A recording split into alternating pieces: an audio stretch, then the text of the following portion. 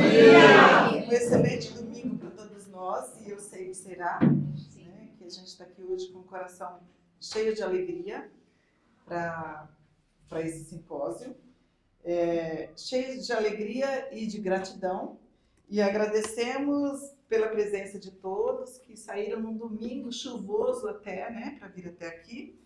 Esse simpósio de hoje foi idealizado pelo nosso amado Marcos Goulart, com muita sabedoria e carinho. Ele é diretor da USE Intermunicipal de Guarulhos e Arujá.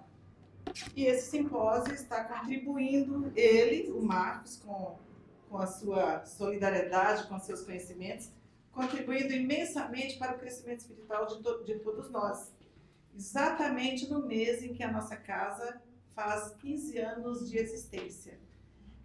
Nós estamos há 15 anos com o trabalho da casa, não aqui nesta casa, mas o trabalho começou há 15 anos, e o mês de outubro nós comemoramos e tivemos a graça de receber o Marcos aqui para contribuir com os conhecimentos dele. Este é um momento de profunda alegria e reflexão que celebramos não apenas o tempo, mas o amor, o esforço e a dedicação de todos que construíram esta caminhada até aqui. Então, não são os 15 anos, né? Não é esse tempo, mas é aquilo que a gente construiu e que tenta aprender no dia a dia e que busca, é isso que a gente celebra hoje. E celebramos a cada dia. Não poderíamos deixar de lembrar, com amor e gratidão, da nossa mentora Ivete, quando começamos lá no começo, começamos do começo, claro, né?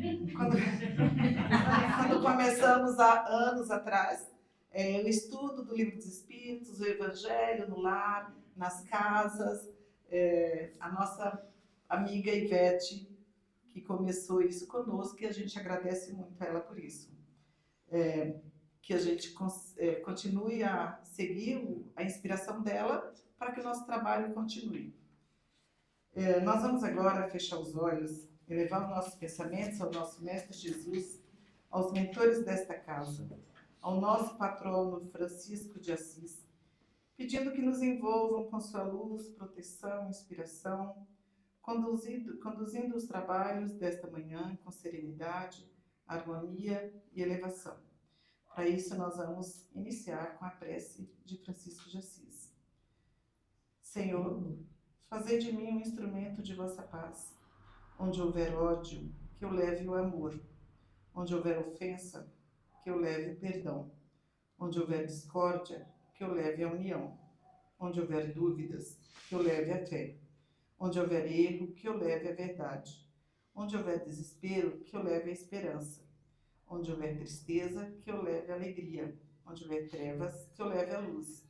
Ó Mestre, fazei que eu procure mais consolar que ser consolado, compreender que ser compreendido, amar que ser amado, pois é dando que se recebe, e é perdoando que se nasce para a vida eterna.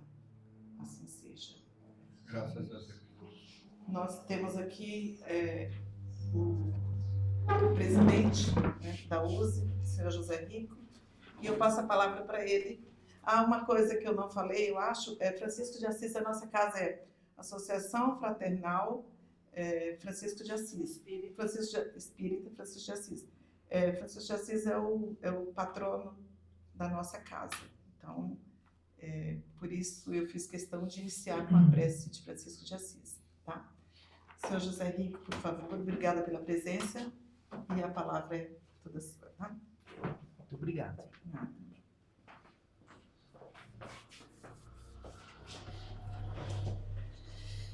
Bom dia a todos. Bom dia.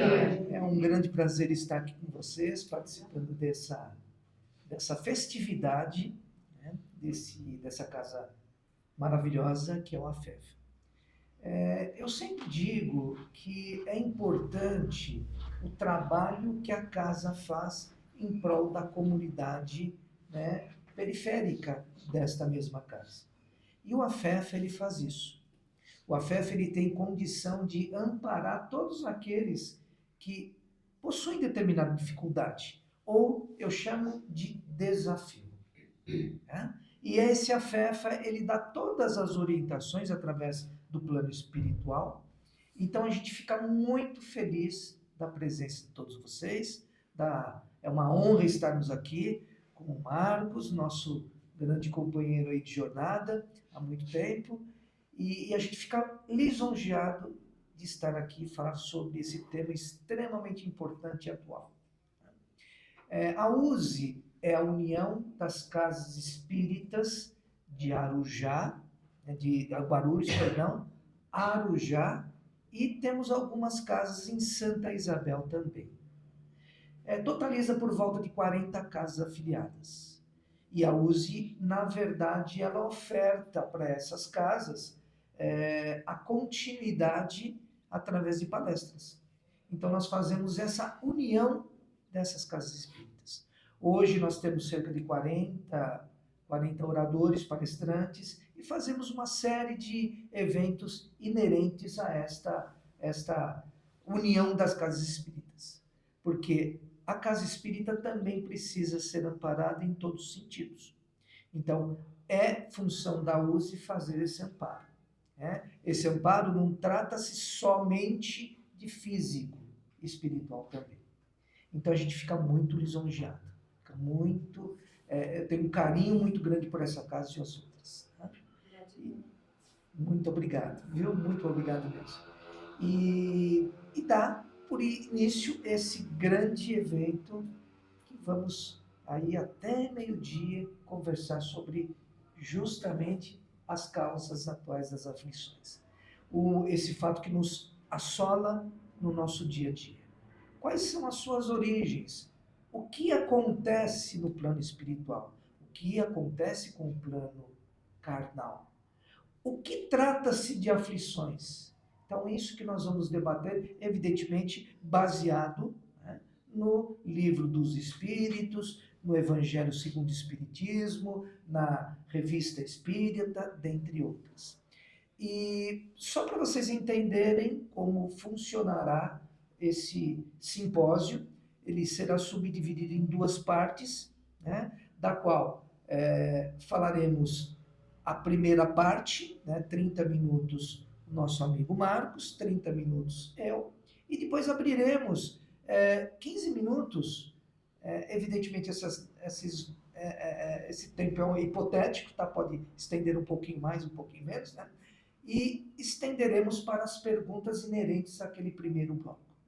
E depois partiremos mais um segundo bloco, 30 minutos, com a mesma metodologia, 30 minutos e 15 para perguntas. Então, fiquem à vontade para fazer as perguntas, sanar as suas dúvidas ou interpor alguma ideia, enfim. Aqui estamos abertos para isso.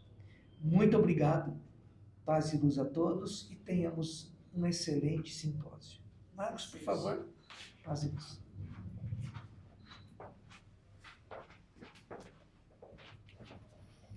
Bom dia a todos. Bom dia. Isso, essa energia é muito boa. Eu quero salientar a importância da USE, porque a proposta que a USE está trazendo é fazer esse simpósio nessas casas pequenas, médias, porque é uma forma de motivar. Agora aqui está a família da AFEFA aqui hoje, comemorando 15 anos, e eu sei que ela nos trouxe a história, lá da época da Ivete, e é ali que a gente considera que nasceu a casa, não que está no estatuto, tá? Porque é uma reunião de pessoas que nem sabia se ia montar um centro ou não, mas foi lá com a Ivete, que já está no plano espiritual também, que começou toda essa ideia, e daí para frente, é claro, a diretoria, os trabalhadores, a presença de vocês, a motivação de vocês, porque nada acontece sozinho, fez que chegássemos aqui hoje, nos dando a USE, a União das Sociedades Espíritas Intermunicipal Guarulhos, a importância de mostrar esse exemplo para outras casas que já estão querendo agendar essa forma de apresentar, e a USE está presente nas casas. Eu quero lembrar que a USE depende das casas espíritas. Ela é o que a casa espírita produz para a USE. A USE não tem condições de ser um centro espírita ou concorrer com um centro espírita, não. O que o Rico trouxe aqui magnificamente sobre os 40 oradores, nós pegamos uma experiência de uma casa e passamos para as outras. A USE é essa união, porque tem gente que pensa que a USE pode interferir nas casas e ela não faz isso pelo estatuto da USE. Toda casa tem o seu livre-arbítrio. Incluindo essas 40 entidades, nós temos outras formas de manifestar o espiritismo que está dentro da USE e a gente respeita e eles nos recebem com muito carinho. Eu sou diretor do Departamento de Integração entre as Religiões, que é outra coisa também que eu agradeço muito à USE por ter aceito essa ideia de interagir com pensamentos diferentes. Então, hoje, nós estamos iniciando esse seminário e os nossos internautas que estão aqui, está sendo gravado, e vai ser aí transmitindo para todos aqueles que, de uma forma ou outra, vão querer saber o que é um seminário, como é feito um seminário, e o AFEFA foi nosso modelo, inclusive aqui houve muita correção e tal, para que a gente possa passar para outras casas como vai funcionar esse seminário, porque tem muita dúvida, né? E a AFEFA teve essa coragem de abrir esse espaço, incluindo o aniversário, e é o exemplo, vai ficar sempre na história da USE, que o primeiro seminário organizado pela USE começou no AFEFA. E isso, o primeiro, é muito importante para nós, tá? E lembrando que nós temos a USE regional e a USE estadual. É claro que eles fazem seminário, faz congresso mundial, mas esse aqui, graças a essa administração tão participativa que o José Rico, que é o presidente que está, né? A gente nunca é, a gente está, deixou isso, alimentou e veio fazer parte do dia de hoje, tá bom?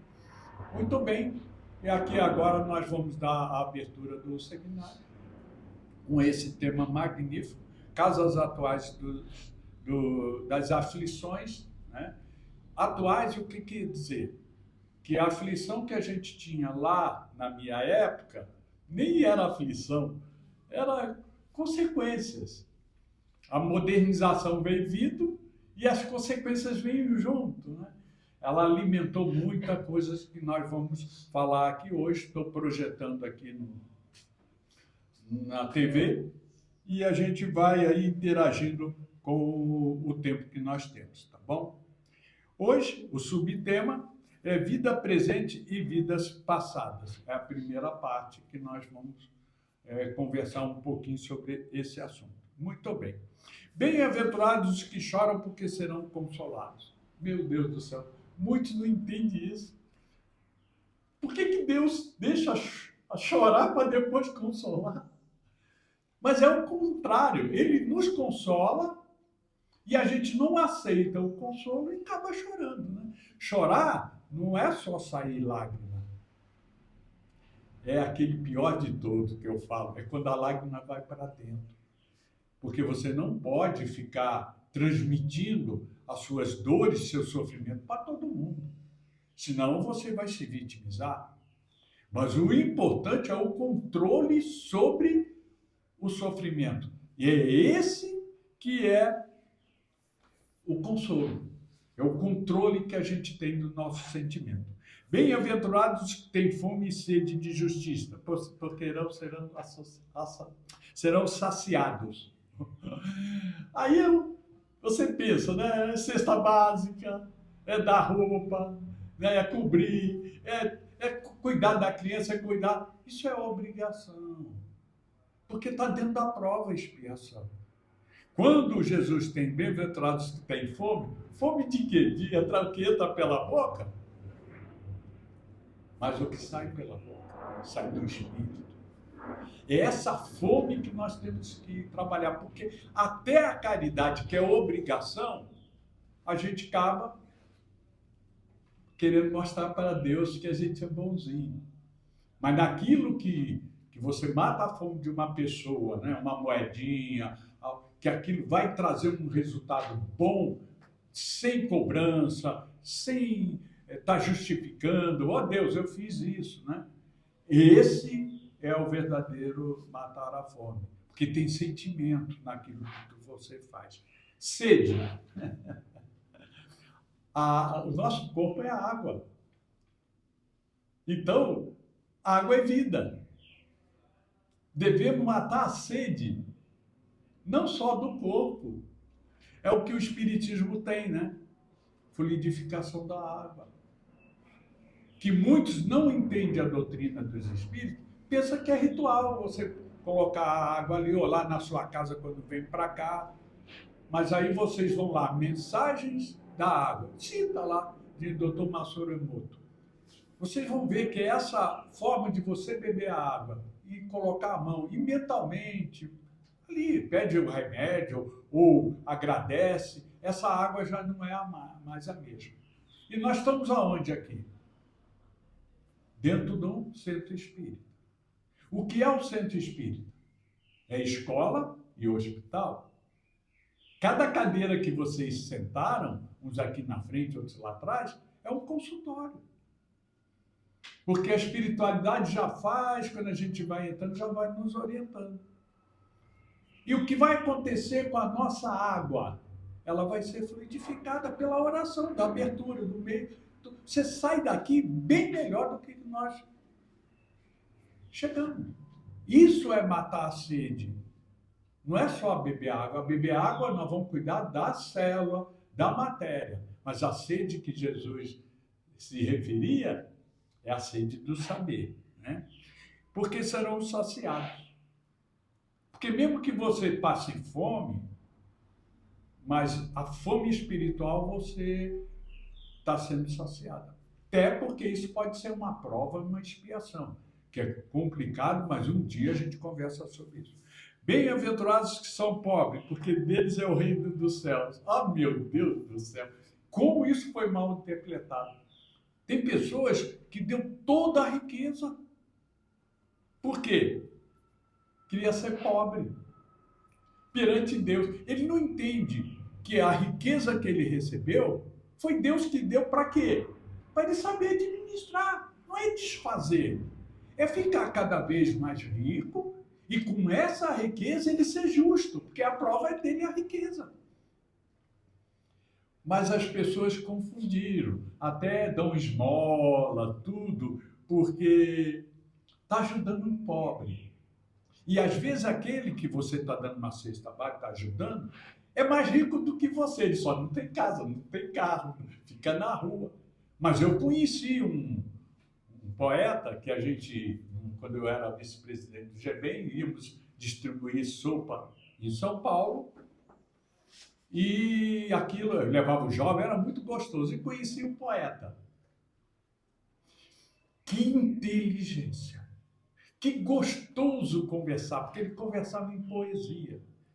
E aí eu me impressionei muito com ele. Eu falei, eu vou te ajudar a tirar você da rua. Quantos anos você já está aqui? Eu falei, mais de 30 anos. Nossa. Aí eu fui num asilo, muito difícil conseguir vaga. O nosso lar, que está fechado. Mas naquela época, eu fui lá, conversei com a diretora e consegui uma vaga. Esse asilo, ele tinha salas individuais com televisão, enfermeira 3 vezes por dia, troca de cama, banho, um salão enorme para ele jogar, interagir, coisa de primeiro mundo. Foi até a Pfizer que montou lá, investiu, fizeram muito grande. Fui a São Paulo, peguei ele, levei, entreguei. Falei, agora tu vai tomar banho, vai fazer a barba, vai ser cuidado, porque você já está com quase 80 anos. Você não vai aguentar na rua. E olha, missão cumprida, né? Ajudando os pobres.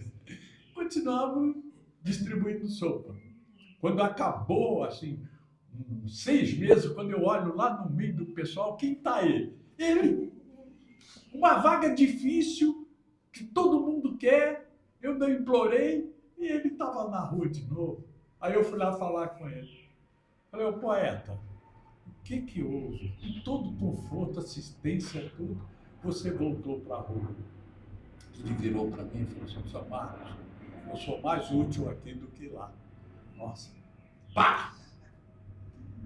Que a gente pensa que está ajudando, mas a gente tem que respeitar a vontade daquela pessoa, que o Espiritismo nos traz, né? Então, ali foi uma lição enorme para a gente interpretar as parábolas de Jesus. É a missão da doutrina espírita, porque ela é consoladora. Senão nós aplicaríamos aqui os 10 mandamentos e ficaria tudo bem. E Jesus reuniu os 10 mandamentos em um só, né? Amar a Deus sobre todas as coisas e ao próximo como si mesmo. Porque Deus está dentro da gente, no nosso coraçãozinho, tá? Vamos dando continuidade, tá? Para alguns sofrem, por que alguns sofrem mais do que os outros? Porque alguns nascem na miséria e outros são ricos, sem terem feito nada para justificar. Porque para alguns nada dá certo, enquanto para os outros dá tudo, parece sorrir. Por que aqueles que são honestos sofrem pelos que são perversos? Olha quanto questionamento. Se nós não tiver dentro do nosso coraçãozinho o tema de hoje, nunca vai ter resposta para isso. Porque existe uma lei que é importante para a gente entender isso. Causa e efeito. Pode ser, não sei se é assim, tá? Mas pode ser, tem lógica. Viveu na riqueza sem dar nada para ninguém, cada vez, depois vem na pobreza para aprender a lidar aquilo, né? E é a lei da causa e efeito. Mas para que ela funcione, tem um livre-arbítrio. Ele pode fazer tudo o que quiser ou repetir os mesmos erros. E aí o sofrimento não passa a ser mais como antigamente nós aprendemos, né? Se eu estou sofrendo, eu estou pagando. Se é consolo, como é que tu vai pagar? Se eu estou sofrendo, eu estou aprendendo uma lição. O Espiritismo ensina que o sofrimento não é castigo. Mas é difícil? Claro que é. Vocês, alguns sabem minha história, meus filhos aprontaram muito, hoje está tudo bem, mas aquele sofrimento me ensinou muito. E por que uns dá certo, outros não dá nada certo?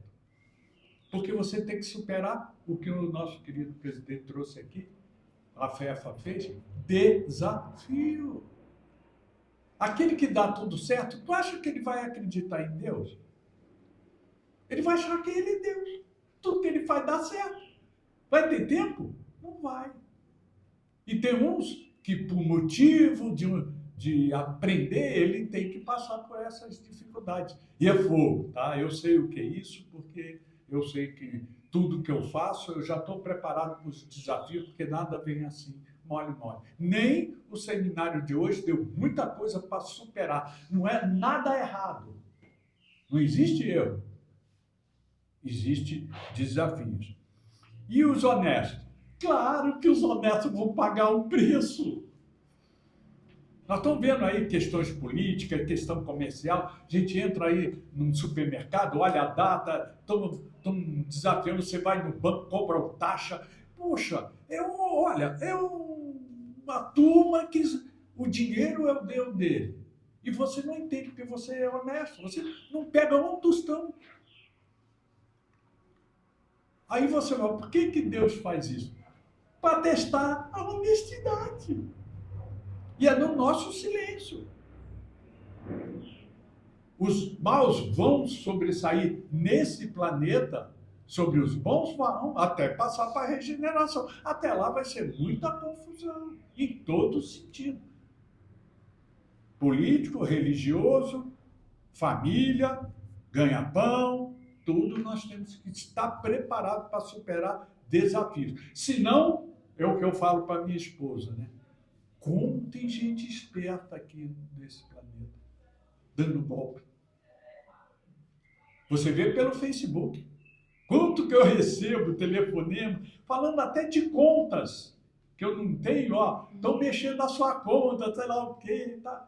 Facebook, pelo amor de Deus, nós estamos falando aflições no mundo moderno.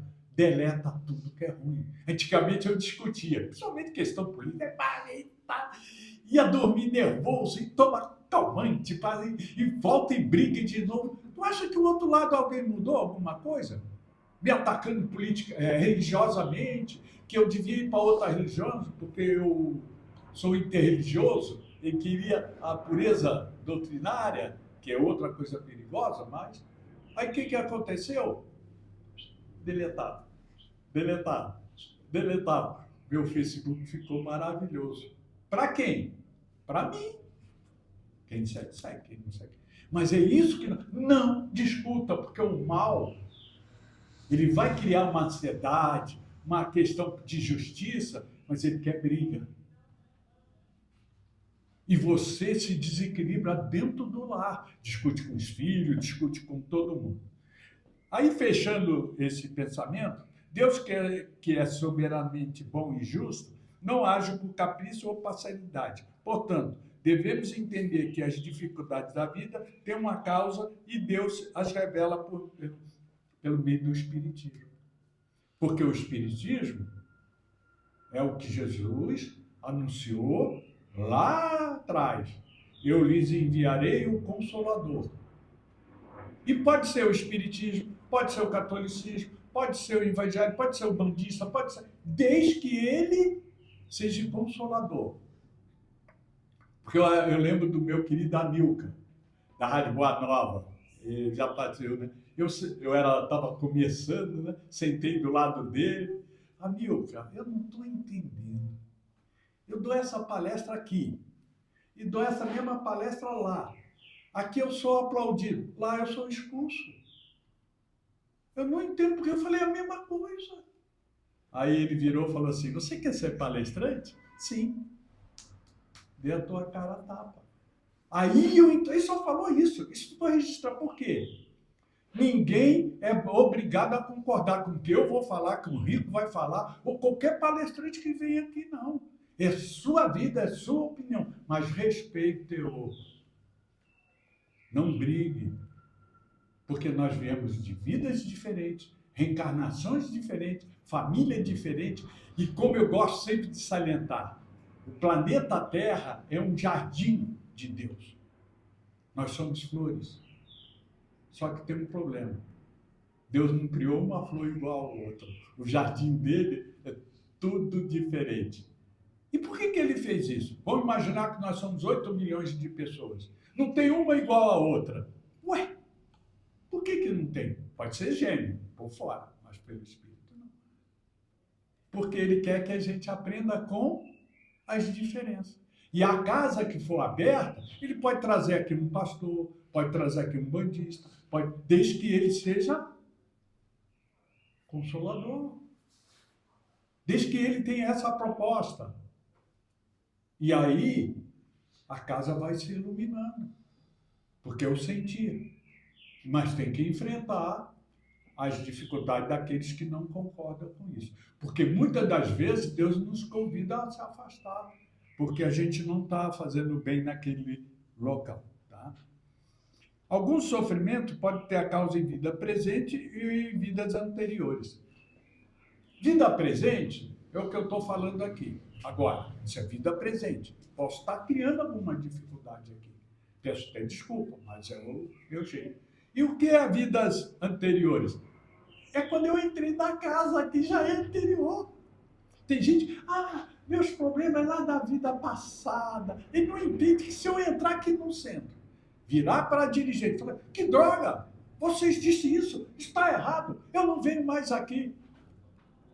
É vida passada, porque quando eu virar as costas, eu criei algo e já que a turma gosta mais da vida, se eu fui rei, se eu fui rainha, se eu fui isso, se eu joguei pedra em Cristo.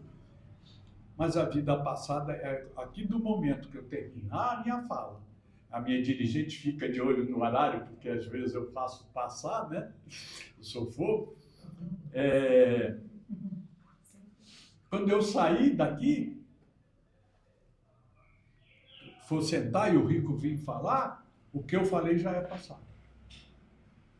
Então, nós podemos ter da vida presente, que nós estamos construindo, ou vidas anteriores. Aquela vida anterior, como diz o velho ditado, né? A palavra é igual uma flecha. Você solta. Não dá mais, soltou. Você falou, não tem jeito. Por isso que eu sempre falo nas minhas palestras, eu encerro, que nós devemos cuidar do corpo e do espírito. Do corpo, o que entra. Do espírito, o que sai. A flecha que tu soltou. Você pede desculpa, mas não sei se o outro vai atender, mas saiu.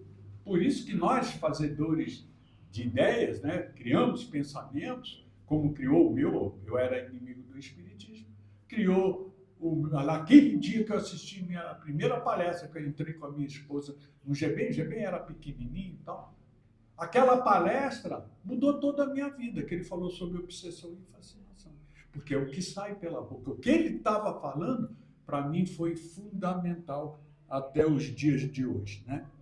E causas atuais resultam atitudes feitas pelas nossas escolhas. Os homens são vítimas das suas negligências. Aí, fechando, a indisciplina, tá? Mas não é indisciplina do horário, por acaso. Eu conversei com a dirigente falando, né? Vamos dar mais 15 minutos. Porque a confraternização do café é importante para a montagem aqui, conversa e tal. A disciplina é o quê? É na hora que eu cheguei, vamos, peguei. Porque tem gente que pensa que disciplina é horário, é relógio. No plano espiritual não tem relógio. Não tem tempo. Orgulho. Poxa, eu queria a casa mais cheia, eu não estou gostando. Não entende nada de espiritismo. Porque eu não estou falando só para vocês, mas para a pleura. Vaidade. Você tem que vir bonito, mas é natural. Não que é, se de repente você precisar falar e você está todo sujo lá, e venha, porque não é a roupa, mas a roupa ajuda. Ganância. Quanto que eu vou ganhar aqui? O que eu posso interagir para... Tem gente que vem só se pagar, não tem jeito. E falta de vontade em praticar o bem. Vocês sabem que o que está acontecendo aqui é uma força de vontade de todos, é uma ideia que vai passar dessas paredes, tá bom? Na maior parte dos casos, o homem é causador do seu próprio problema e não pode culpar a Deus ou a sua falta de sorte, quanto ele é vítima de si próprio. Por isso, todos aqueles que passam por dificuldades e decepções na vida devem questionar sua consciência. Reexamine passo a passo a origem da dificuldade, que reflitam se tivesse feito ou não determinada ação. Se estariam nessa situação de hoje. E agora, eu espero que eu tenha cumprido o primeiro tema. Eu quero coragem de vocês para depois fazer perguntas. E vou encerrar aqui. As perguntas têm que ser feitas quando for levado o microfone, porque é daqui que está gravando a nossa palestra de hoje. Muito obrigado. Rico, agora é você. A palavra é sua, meu querido. Fica à vontade.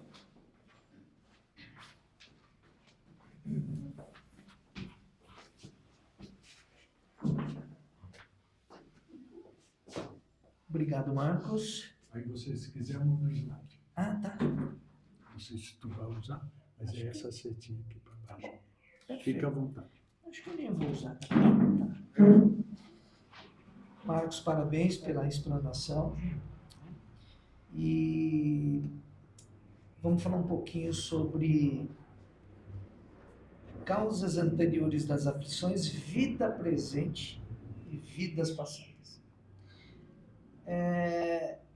Para ficar bem claro, quando estamos, que nós chamamos de encarnados, ou seja, espíritos encarnados, são espíritos possuidores naquele determinado instante de um corpo físico, né?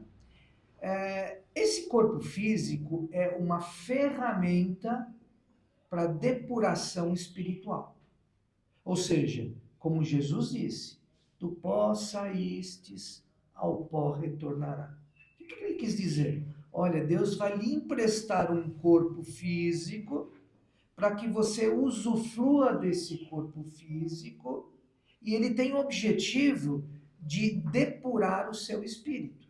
Ou seja, seu espírito, ele utilizará desse corpo físico para a sua depuração própria, através justamente dos seus atos.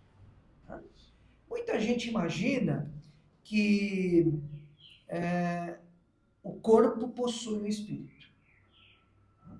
Olha, meu corpo possui um espírito. Tomei um susto, meu espírito saiu do meu corpo. Já ouviu falar isso? O susto que eu tomei? Na verdade, é o espírito que é o detentor do corpo. É o espírito. E esse corpo, ele é transitório. Esse corpo, como é matéria, ele tem um tempo de validade. Eu até brinco quando a gente vai no supermercado e compra uma laranja deliciosa e compra meia dúzia de laranjas. Deliciosa.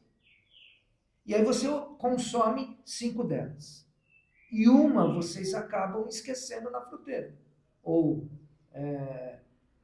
enfim, vocês acabam esquecendo de consumir. O que vai acontecer com essa laranja? Ela vai entrar em estado de envelhecimento até de putrefação, não é assim? Porém, essa laranja que era propícia para o consumo, passa a não ser mais. Porém, ela se transforma em quê? Em um adulto. Então, tudo nesse mundo, tudo se transforma. O nosso corpo físico é a mesma coisa. Quando ele envelhece e perece, por algum motivo, ou por algum tempo que nós habitamos ele, o que acontece com ele? Ele entra em estado de putrefação. Quando há o desligamento espiritual, que nós chamamos de morte, esse corpo se transforma. Ele volta ao seu meio, como Jesus disse. Do pó saístes, ao pó retornará. Porém, toda e qualquer experiência que passamos junto a esse corpo fica cravado no nosso espírito, que ele é eterno.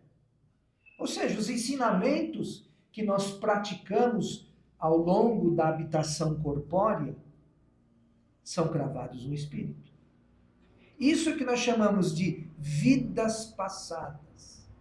Ou seja, nós como espíritos habitamos em tempos diferentes, em corpos diferentes, em situações diferentes, em condições diferentes, em locais diferentes. É que meu amigo Marcos disse. Ou seja, nós somos um único ser. Nós somos exclusivos a nível espiritual e a nível material também. Ou seja, você ocupa esse corpo por um certo tempo. E habitando e, vamos dizer assim, respeitando o período de incorporação desse corpo, a nível espiritual, nós praticamos atos. Isso em vidas passadas. Habitando hoje esse corpo, que aqui nós temos uma série de espíritos encarnados. E aqueles que possuem a mediunidade de visão enxergam uma série de espíritos desencarnados. Espíritos que não possuem esse corpo, mas estão participando do nosso simpósio. Eu agradeço a eles por isso, assim como agradeço a vocês. E quando estamos habitando esse corpo, assim como em vidas passadas, nós tomamos determinadas atitudes. E essas atitudes, elas são oriundas através justamente do nosso quilate moral. O que define um espírito de alta envergadura como Jesus? Justamente o seu nível de ética e moral. Que nós, espíritos em processo evolutivo, estamos crescendo, estamos longe de Jesus. Porém, estamos aprendendo. Com as nossas experiências, com o nosso andar, com as nossas atitudes. Ou seja, nosso crescimento individual. Né? Nosso crescimento individual. E, sem dúvida nenhuma, vamos dizer assim, não digo defeitinhos espirituais, ou seja, visões de vida diferentes, né, estão cravadas na essência do nosso espírito. Eu até brinco, olha só, eu vou fazer uma pergunta aqui, mas não vale mentir na casa espírita, tá? Porque mentir na casa espírita à meia-noite, os espíritos vão puxar o dedo do pé de vocês, tá bom? Isso é mentira, tá, gente? Isso é mentira, tá bom? Quem aqui não deu, eu vejo que tem um monte de sorrisos lindos aqui. Quem aqui não deu um sorriso de orelha a orelha para uma pessoa, um bom dia, boa tarde, boa noite, né? Mas por dentro diz assim, ô Mocreia. Ô cara chato, meu Deus do céu. Eu tenho cumprimentado? Ou aqueles que possuem o chefe, né? O chefe pede determinadas atividades para ti e você diz assim, com um sorriso de orelha a orelha. Tá bom, chefinho, vou fazer com o prazer. Né? Mas por dentro diz assim, por que não passou para fulana, né? Tá pegando no meu pé. Eu tenho que fazer, porque eu preciso desse emprego. Né? Eu tenho responsabilidades. Estou brincando, mas é exatamente isso.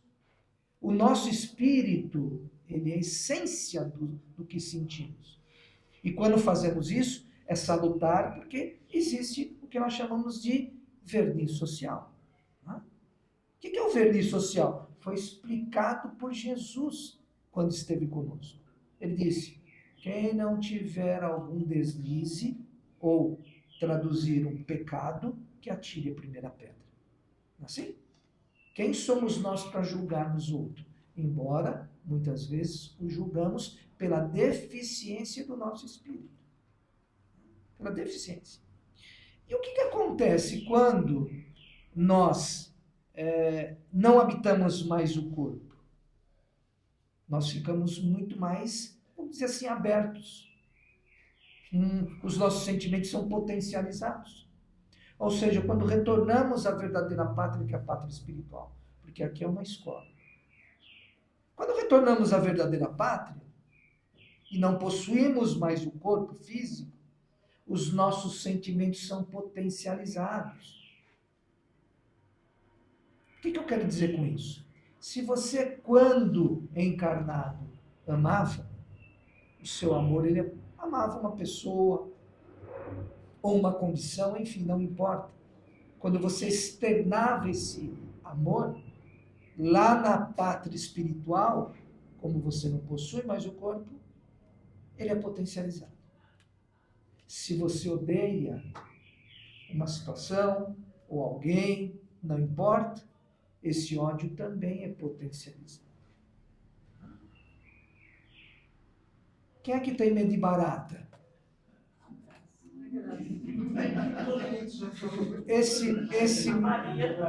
Esse medo de barata também será potencializado lá. O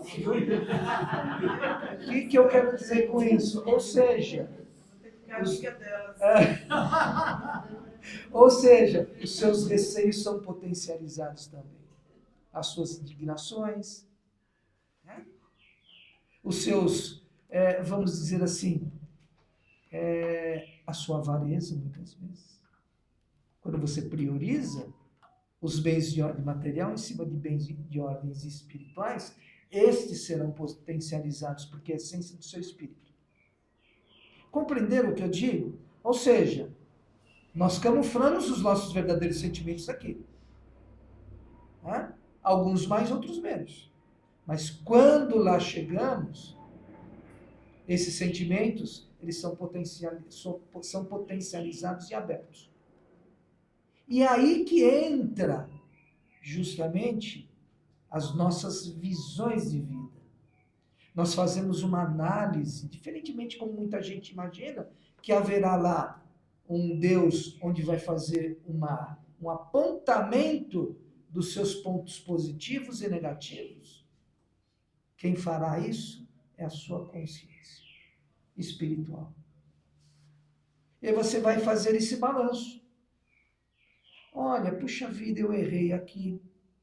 Ô, Rico, você participou lá do simpósio, meia boca, você fez lá uma palestrinha, então meio pontinho para você, tá bom? Ih, mas indo para lá você chutou um cachorro, olha só. Você brigou com o rapaz do trânsito, enfim, meio ponto negativo, 1 ponto negativo, 10 negativo. Então, muita gente imagina que haverá um auditor da sua vida, quando esse auditor vai ser a sua consciência. E essa consciência nos cobrará.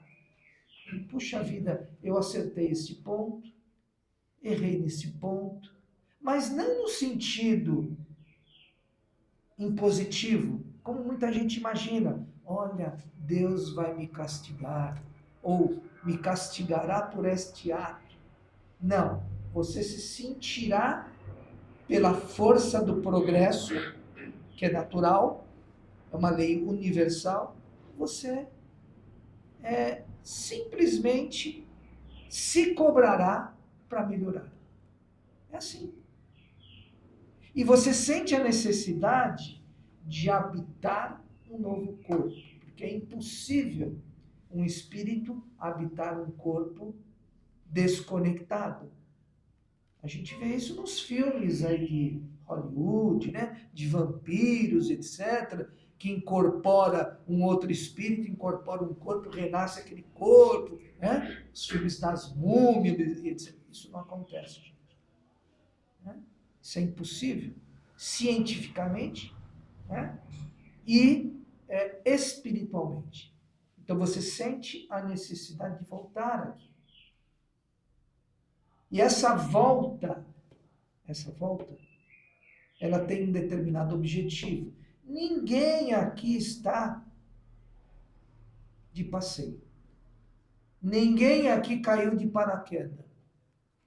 Ninguém aqui não está aqui para melhorar. Ou para evoluir, nós chamamos. Ninguém aqui simplesmente não pediu para nascer, tá?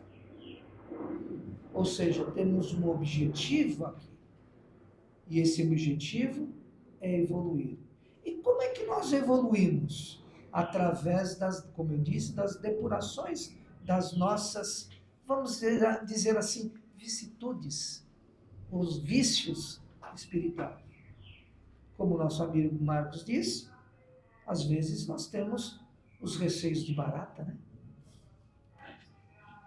Temos os ódios imbuídos no nosso coração, temos os amores, enfim, temos os nossos receios, né?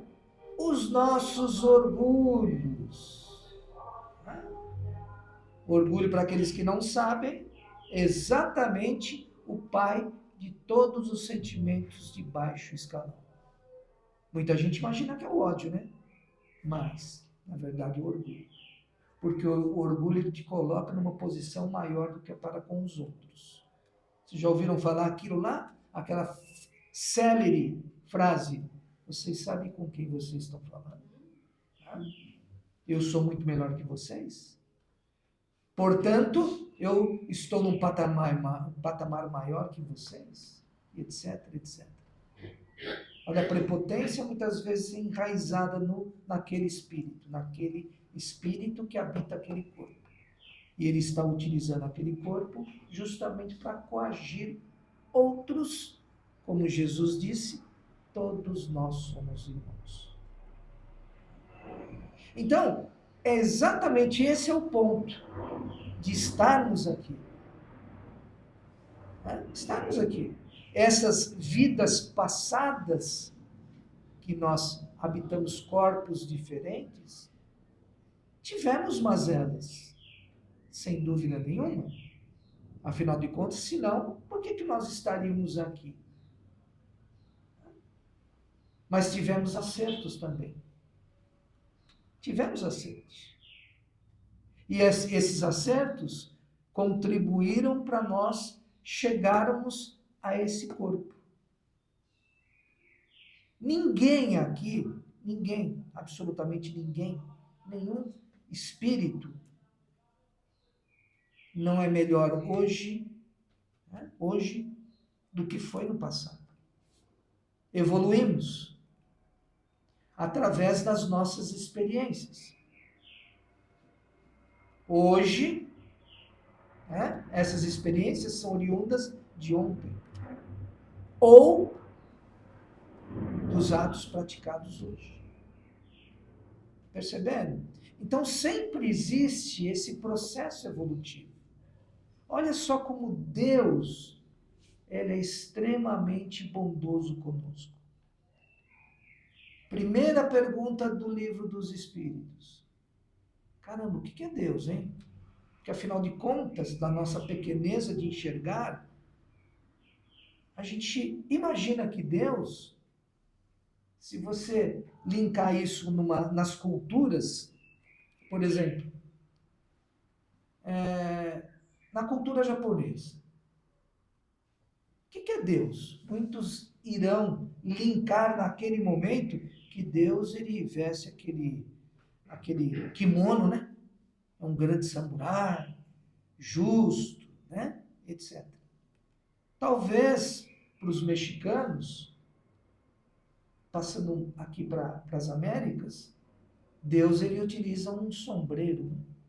E toca aquela violinha, né? Talvez para nós brasileiros, Deus ele come uma feijoada aos sábados e às quartas-feiras, né? Não é assim? Ou seja, de acordo com a nossa visão atual, nós enxergamos Deus. Quando, na verdade, Deus ele é universal. Ou seja, ele ampara todos eles. Deus, na verdade, é um ser bondoso, onipotente, onipresente, extremamente justo, enraizado com o amor, um amor verdadeiro, e que ele não é um ser, ele é um todo. E esse todo, nós fazemos parte, afinal de contas, nós somos uma centelha divina. Perceberam o que é Deus? Que enraiza o nosso coração. Coração esse que é o coração espiritual. Lembrando. E só para a gente encerrar, esse corpo, como eu disse, né, que é uma ferramenta, e como tal nós devemos zelar por essa ferramenta. Para quê? Para esta ferramenta, ela ter vamos dizer assim, uma vida mecânica maior. Que hoje nós chamamos de expectativa de vida. Justamente para nós usufruirmos um tempo maior dessa ferramenta. Ou seja, expectativa de vida. Então, esse corpo, por ser pertencente a essa matéria, ele requer de determinados cuidados. Por exemplo, ele precisa se hidratar. Você precisa tomar água. Ele precisa se alimentar adequadamente. Repor seus sais minerais, suas vitaminas, dentre outros elementos químicos inerentes à nossa tabela periódica, já que esse corpo precisa disto. Esse corpo ele precisa repousar toda a sua massa muscular. Por isso que o corpo ele necessita de repouso, diferentemente do espírito. Esse corpo, ele precisa, pasmem, tá? Aqui em Guarulhos, sexta-feira estava quente pra caramba, né? Hoje, domingo, esfriou, mas sim. Mas mesmo assim ele precisa de um banho, viu, gente? Precisa se assear. Por quê? Porque justamente ele precisa de uma limpeza. Né? Esse corpo, ele precisa justamente, né, muitas vezes, de artifícios para que ele tenha determinados aprimoramentos. É natural. Por exemplo, o uso do óculos. Para que nós possamos enxergar de maneira mais condizente. É uma correção. Esse corpo, ele precisa de cuidados físicos. E onde que eu quero chegar? Só para a gente seguir. Muitos de nós, temos um corpo com um determinado defeitinho, ou atrofiamento, que nós chamamos, e aí tomamos os remedinhos físicos para esse corpo físico. Por exemplo, você é uma pessoa muito nervosa, ou um espírito muito nervoso, e você transmuta para o seu corpo. Aí você toma os remedinhos para o corpo físico. E aí você tem, por conta desse nervosismo, você acaba sofrendo um AVC, uma palpitação no coração, um infarto, enfim, oriundos deste nervosismo ou deste inconformismo. E aí você é medicado com os medicamentos físicos. E aí você se cura. Só se você continuar sendo nervoso, etc., o que vai acontecer com isso? Mesma coisa. Não é? O que eu quero dizer com isso? A gente toma os remedinhos para o corpo físico, mas não alteramos a nossa postura espiritual, que é a nossa essência. Perceberam? Se você não tomar os remedinhos para o corpo físico, quando encarnado, e os remedinhos para o corpo espiritual, que é a nossa mudança de visão, você não se cura. Exatamente esta é a razão dessas aflições, para que nós possamos entender melhor o nosso conceito e justamente a nosso objetivo de estarmos aqui, encarnados. Muito obrigado. Muito bem. Essa é a minha coisa. Essa é a minha. Pode deixar. Muito bem, agora nós vamos aos questionamentos. Quem quer fazer a primeira pergunta, o microfone vai aproximar, vai ser intercalado, uma para mim, uma para o Rico, uma para mim e uma para o Rico, para que todos possam participar aqui do seminário. Seu nome? Paulo. Paulo, qual é a sua pergunta, Paulo? Ele falou depuração, não é isso? Isso. Purificação. Não, é para mim, mas... É para você? Isso. Não sei. Isso. Quem Pode falou deixar. foi o Rico, né? Sim. Depuração. E purificação, para mim, é a mesma coisa, ou não é? E qual é a diferença disso para evolução? Ou é igual? Vamos lá, é para mim? Não, Não sei, qualquer um pode responder. então, começa com você, depois passa. Oi, Paulo, obrigado pela pergunta. Né? Quando eu me refiro depuração, é justamente... Quando se fala depuração, é a essência da pureza do espírito. Sim, na água, depuração, vamos dizer, purificação. Purificação, exatamente. Exatamente, é isso aí. Agora, você se depura quando você, por exemplo, a água, né? Quando ela sofre algum elemento químico, um processo químico-mecânico. Não é assim? Às vezes até naturalmente, assenta uma sujeira, vai... Isso, aí é uma decantação. Decantação, mas se você, na verdade, fazer um movimento de novo, o que acontece? Contamina-se novamente. Então, para que haja depuração, precisa-se, no caso da água, tá, como o exemplo, né, precisa de um processo de filtragem e tudo mais, e mesmo com essa sacudida posteriormente a esse processo, ela não vai se contaminar mais. E é exatamente isso que é o nosso espírito. Né? Quando nós pegamos e assim a nossa depuração, ela não está baseada na lei do amor, qualquer mexidinha lá na água, já seremos contaminados de novo. É o mesmo princípio. Por isso que precisamos habitar em tempos, corpos diferentes. E como tal, para quê? Para que esse processo de filtragem, esse processo de aquecimento, né? Esse processo de aquecimento e resfriamento, isso é o processo de depuração da água. Você vê, tomando como exemplo, né? Aqui no estado de São Paulo, né, existe o processo de tratamento de água. Chega-se água suja, contaminada, imprópria, e ela passa por todos esses processos. Ela passou no primeiro processo, ela se torna uma água potável. Ela vai passar, se não me falha a memória, por 8 processos. Percebe? Somos isto. É o depuramento espiritual. Tá bom? Tá, e a pergunta, é diferente a evolução ou é a mesma coisa? É a mesma coisa. É a mesma coisa. A evolução ela é inerente a esse alinhamento, essa depuração. O que é evolução, na verdade?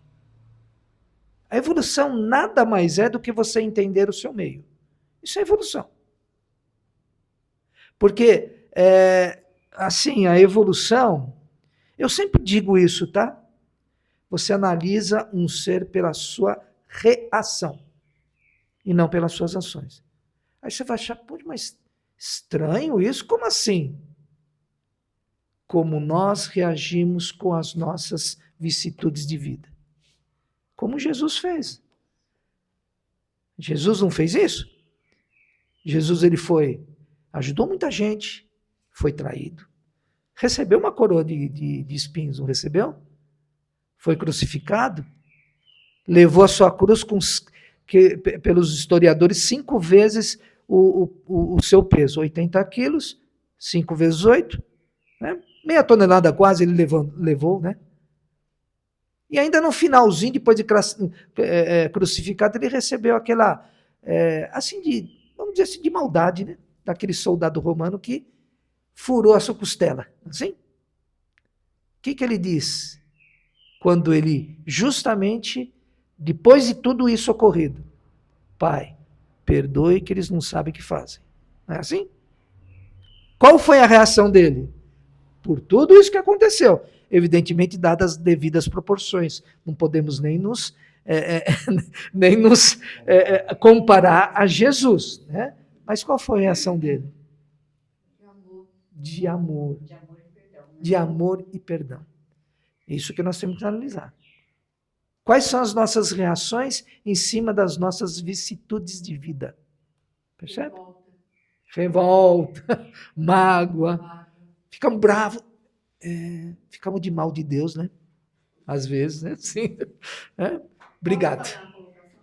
Pois não, Isa. Eu vejo assim, quando você se coloca no lugar do outro, como Jesus disse, amai o próximo como a si mesmo, você vai entender por onde começa a mudança, na minha opinião. Porque quando você se coloca no lugar do outro, você vai entender o que o outro está passando. Aí depende da consciência de cada um. Porque assim, se eu não tenho consciência de enxergar o outro, significa que eu nem enxergo a mim mesmo. Como que eu vou mudar se eu não consigo nem enxergar o outro? Primeiro eu tenho que enxergar a mim. Por isso que Jesus fala, amai o próximo como a si mesmo. Primeiro o si, depois o outro. Aí você vai ter condição de se pôr na posição do outro e aí você vai evoluir a sua consciência. Muito bem. Minha esposa completou toda a fala do Rico. E eu gostaria agora que a Maria me falasse um pouquinho, porque eu quero usar esse questionamento, sobre a barata, medo de barata. Pode transmitir. Até não falar, ela está com medo. Tudo bem, pode ser. De barata. É. Ou é você que tem? É a Graça. Então, é você que vai falar, Graça. Fala aí. Eu pensei que ela, eu não vi lá no fundo. Vai. Eu falei que eu tenho muito medo de barata. Então, quando ele Sim. falou que esse sentimento é potencializado Sim, quando você do sai outro do lado. corpo, quando você desencarna, Sim. eu pensei, vou me livrar delas agora, vou ficar amiga delas. Depois, ele já continuou o ódio, o orgulho. Eu falei, então a barata é fichinha, né? Porque Obrigado, minha querida. Eu me liguei nesse ponto por um motivo muito justo. Toda vez que nós estamos falando, alguma coisa mexe na nossa consciência. E esse medo de barata, no plano espiritual, não tem barata, mas tem um medo. Você entendeu? Esse é o foco dela hoje. Ela olha uma barata e entra em pavor. Mas quando ela reencarnar, ela poderá não ter mais esse medo, porque no plano espiritual ela aprendeu que a barata é da natureza. É uma praga, mas é da natureza. Então, a barata é só o objetivo de acionar o que o Rico trouxe, né, no seu perispírito, o medo. E até a fobia, né? Tem gente que tem medo da água, outros têm medo de palestrar. Inclusive, no nosso podcast de quarta-feira agora, veio uma moça e me questionou lá, né? Que ela tinha medo não de morrer, mas de ficar na cama. É medo. E o que minha equipe trouxe? Se você vai ficar numa cama ou não, é desígnios de Deus, ele que decide. Então você tem que tratar esse medo, porque se caso você ficar numa cama, você vai ser a prova e expiação da família, dos amigos. Aí se você morrer, ele não tem prova, não tem expiação. Aí eu lembrei da barata. Minha mãe já é falecida. Tinha um medo de barata terrível. E aí eu, na minha santa consciência, eu falei, eu vou tirar esse medo dela, né? Comprei uma baratinha de plástico. Cheguei para ela e falei assim, aqui, mãe. Nossa, eu só não matei a velha. Ela pulou, saiu correndo. Eu falei, mãe, vem cá, é plástico. Ela escutava que era plástico? Não, porque ela não tinha medo, ela tinha pavor. Aí eu chorei, porque eu fiz aquilo. Porque aquele momento eu ia mostrar a ela que não é nada. Eu precisa ter... Mas não é assim que... Aprendi. E aí, quando você mexeu nisso, foi buscar aonde eu machuquei, querendo não machucar. Por quê? Não respeitei o medo dela. Se ela falasse para mim, ô filho, compra uma barata de plástico, traz para mim ir me acostumando, ela autorizou, mas eu não, eu fiz por conta própria. Então, essas aflições, elas refletem o que está se manifestando em você. Não é a barata que está trazendo medo, é o medo que você tem, mas precisa ser manifestado. E Deus, na sua beleza, já está no Espiritismo, está nos ensinando a matar a morte, que é o grande sucesso do nosso seminário hoje. É matar a morte. Se você matar a morte, nós vamos no velório sendo grato àquela pessoa que partiu. Nós vamos sentir falta, porque é um espaço vazio, ninguém substitui, mas nós vamos começar a prestar atenção enquanto era lá viva, o que ela trouxe para nós. Agora, aí vocês podem fazer a pergunta, mas se ele foi ruim? É a mesma coisa. O que a ruindade desse cara me ensinou? Olha como muda. Muda tudo. Essa é a finalidade desse seminário. Quando vocês retornarem aos seus lares, aconteceu o que aconteceu comigo. Eu tinha pavor, medo e judiei da minha esposa porque eu fiquei sabendo que ela era espírita. Por quê? Foi me ensinado que falar com os mortos, falar dos mortos, vai para o inferno. E o que o inferno faz? Te traz medo. E o medo é o quê? É falta de conhecimento. A hora que você superar isso, no plano espiritual, porque é aquilo que o Rico falou, que eu sempre falo, não tem lá uma pessoa sentada e anotando suas qualidades ou não. É o teu perispírito está levando com o que aconteceu contigo. Porque o que acontece comigo é minha prova. O que acontece com a minha esposa é prova dela. E se eu quiser condená-la, eu vejo como ela resolveu aquilo e condeno ela. Aí ela vê como eu resolvi aquilo, me condena. Porque a prova é minha. Ela só está querendo ou ajudar ou não. Mas na hora que você entende, o que você faz? Você dá a mão e os dois se consolam. E pede perdão, pede desculpa, que é a coisa mais difícil, porque o Rico trouxe também magnificamente, que a gente aqui dentro, né, perdoa. Aí a pessoa amar, você não liga. Mas quando aqui eu tenho raiva do Rico, vou virar para ele, obrigado, meu amigo, mas eu tenho um ódio, uma raiva. Mas onde eu estou? Estou aqui no seminário, você é besta. Você é um amigão, gratidão. Depois que eu saio, viu bem, o Rico só falou besteira, o Rico só isso, só aquilo, porque eu não perdoei. E eu julguei. E isso acontece dentro da nossa casa, com nossos filhos. A gente condena um, elogia o outro, condena o outro, elogia o outro, porque a gente não entende o todo que é complicado, tá bom?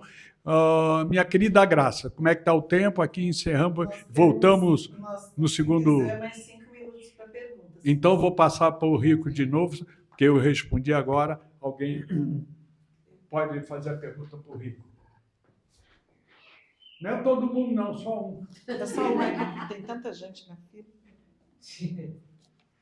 Eu posso falar? Então? Mesmo que for o meu assunto que eu falei, pode fazer a pergunta para ele, porque ele também me responde. Ele falou sobre o orgulho, né? Mas você ter orgulho das realizações dos seus filhos, esse é orgulho ruim? Obrigado, Maria, por essa pergunta. Pegou na véia. Família. Existe uma grande confusão de orgulho e satisfação.